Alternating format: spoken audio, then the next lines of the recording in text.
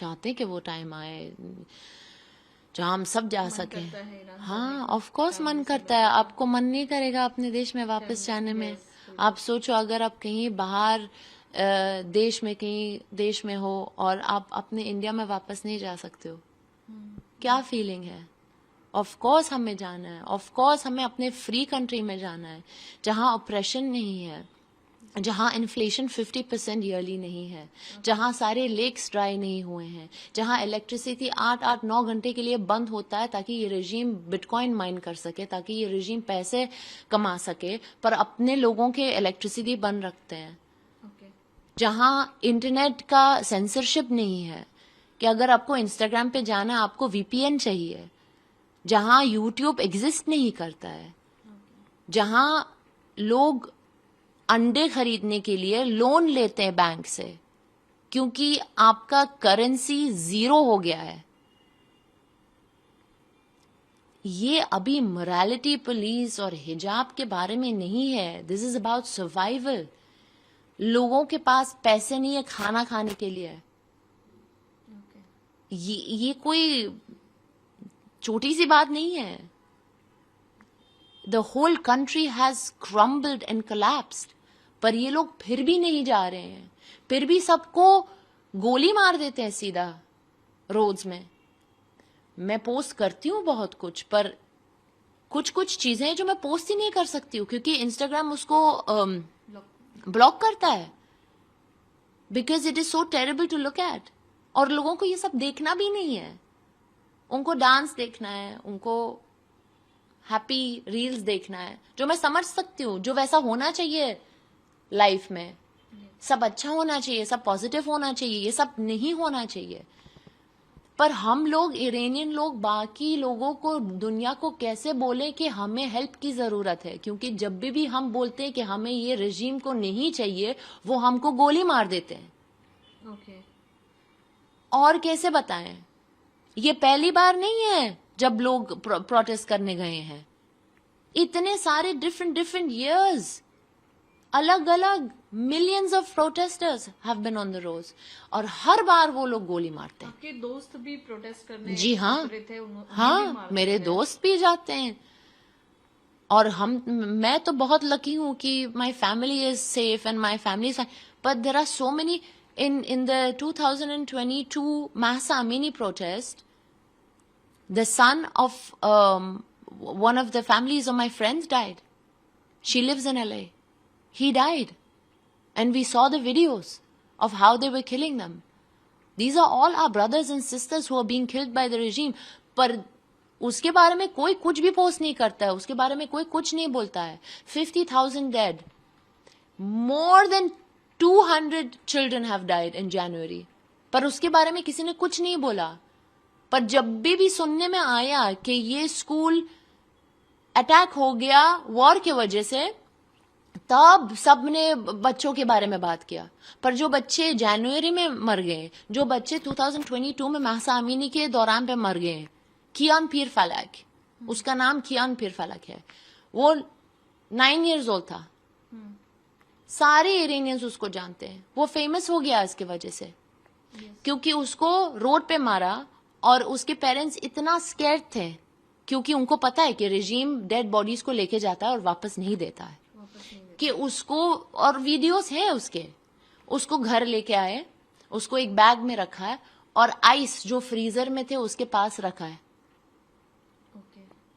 क्योंकि उनको पता था कि अभी कहीं इसको लेके जाएंगे तो रेजीम लेके जाएगा हमारे बच्चे को।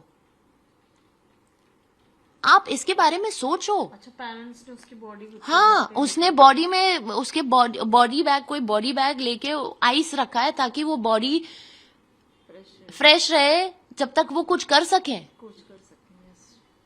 ये आप, इसके बारे में आप कभी सोच ही नहीं सकते हो। पर कियान के बारे में किसी ने बात नहीं किया, बाकी बच्चे जो मर गए किसी ने बात नहीं किया, because the killer is important to those people. It's not important to them who is getting killed. उनके लिए इम्पोर्टेंट नहीं है कि बच्चा है, बस उसके लिए इम्पोर्टेंट है कि इजराइल ने मारा है, अमेरिका ने मारा है। क्योंकि जब इतने सारे लोग मर गए तब तो ये सब चुप थे, इन्होंने कुछ नहीं बोला, इन्होंने बिल्कुल कंडेम नहीं किया। तब तो वो लोग बोल रहे थे कि यार नंबर्स हमारे पास नहीं है, पता नहीं ये कितने सारे लोग मारे हैं, ओके।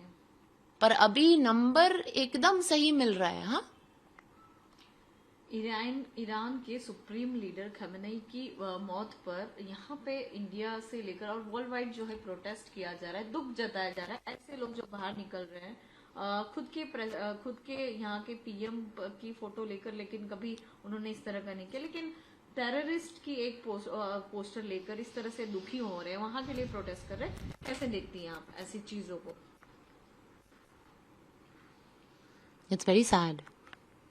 पर मुझे लगता है कि ये सिर्फ इसकी वजह से हो रहा है क्योंकि उनके पास इंफॉर्मेशन नहीं है, क्योंकि उनको पता नहीं है कि इस बंदे ने रिलीजन के नाम पे क्या क्या एट्रॉसिटीज किया है, कितने सारे लोगों को मारा है। उनको पता नहीं है, बस उनको पता है कि ये एक रिलीजियस लीडर है और उनको ये ब्लाइंडली फॉलो कर रहे हैं। पर अगर उनको पता होता, पर उसके लिए भी आपको केयर, आपके पास वो इतना केयर होना चाहिए कि मैं जाके थोड़ा पढ़ लूं। इतने सारे लोग बोल रहे हैं कि एक बुरा आदमी था, इतने सारे लोग तो झूठ नहीं बोलते हैं ना, कुछ तो होना चाहिए उसमें। मैं देखती हूँ बहुत सारे फीमेल्स भी आते हैं मेरे पेज पे और बहुत सारे बुरी बुरी चीजें लिखते हैं, और मैं सोचती हूँ कि एक फीमेल आपको बोल रही है कि उनके साथ गलत हो गया है, जी।